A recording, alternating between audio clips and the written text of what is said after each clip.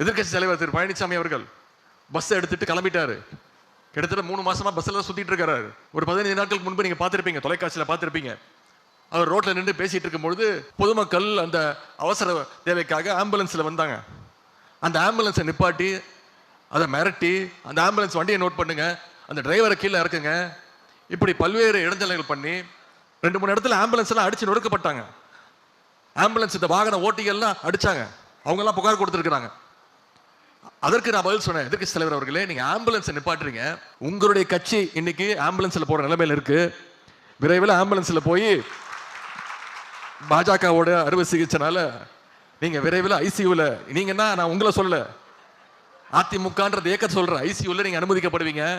கடைசியில் உங்களை காப்பாற்றுற மருத்துவராகவும் எங்களுடைய தலைவர் தான் வருவார் பாருங்க அப்படின்னு தான் சொன்னேன். இத கேட்டாரோ கேட்கலையோ, இல்லை கேட்காத மாதிரி நடிக்கிறாரோ, இல்லை யாராவது எழுதி கொடுத்தாங்களான்னு எனக்கு தெரியல.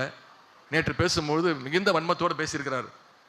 உதயநிதி என்ன ஆம்புலன்ஸ்ல ஏற்றிடுவாரா பாருங்க, என்னை பத்தி எனக்கு கொலை மிரட்டல் விடுறாரு அப்படின்னு எதிர்க்கட்சி தலைவர்கள் பேசியிருக்கிறாரு. முழு மனதோடு சொல்கின்றேன், உள் அன்போடு சொல்கின்றேன், எதிர்க்கட்சி தலைவர் திரு எடப்பாடி பழனிசாமி அவர்களே, நீங்கள் இன்னும் 100 ஆண்டு காலம் நல்ல உடல் நலத்தோடு மனநலத்தோடு நீங்கள் வாழ வேண்டும்.